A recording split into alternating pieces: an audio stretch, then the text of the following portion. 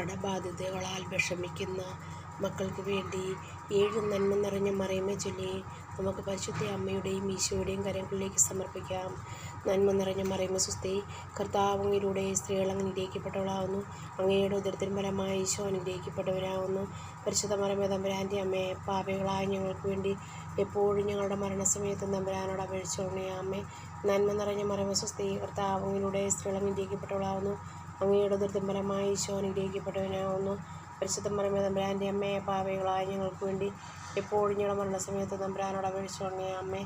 നന്മ നിറഞ്ഞ മറിയമേ സ്വസ്തി, കർത്താവ് അങ്ങയിലൂടെ സ്ത്രീകൾ അനുഗ്രഹിക്കപ്പെട്ടവളാകുന്നു. അങ്ങയുടെ ഉദരത്തിൻ ഫലമായി ഈശോ അനുഗ്രഹിക്കപ്പെട്ടവനാകുന്നു. പരിശുദ്ധ മറിയമേ തമ്പുരാൻ്റെ അമ്മേ, പാപികളായ ഞങ്ങൾക്ക് വേണ്ടി എപ്പോഴും മരണസമയത്ത് തമ്പുരാനോട് അപേക്ഷിച്ചുകൊള്ളണമേ. ആമേൻ. നന്മ നിറഞ്ഞ മറിയമേ സ്വസ്തി, കർത്താവ് അങ്ങയിലൂടെ സ്ത്രീകൾ അനുഗ്രഹിക്കപ്പെട്ടവളാകുന്നു. അങ്ങയുടെ ഉദരത്തിൻ ഫലമായി ഈശോ അനുഗ്രഹിക്കപ്പെട്ടവൻ. പരിശുദ്ധ മറിയമേ തമ്പുരാൻ്റെ അമ്മേ, പാപികളായ ഞങ്ങൾക്ക് വേണ്ടി എപ്പോഴും ഞങ്ങളുടെ മരണസമയത്ത് തമ്പുരാനോട് അപേക്ഷിച്ചുകൊള്ളണമേ. അമ്മേ, ഇനി 7 തവണ പ്രാർത്ഥിക്കുക.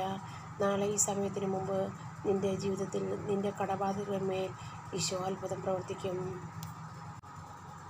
ഈശോ നമുക്ക് നമ്മുടെ കടബാധ്യതകൾ വീട്ടിൽ തന്നുവെന്ന് ഉറച്ച് വിശ്വസിച്ചുകൊണ്ട് പ്രാർത്ഥിക്കുക.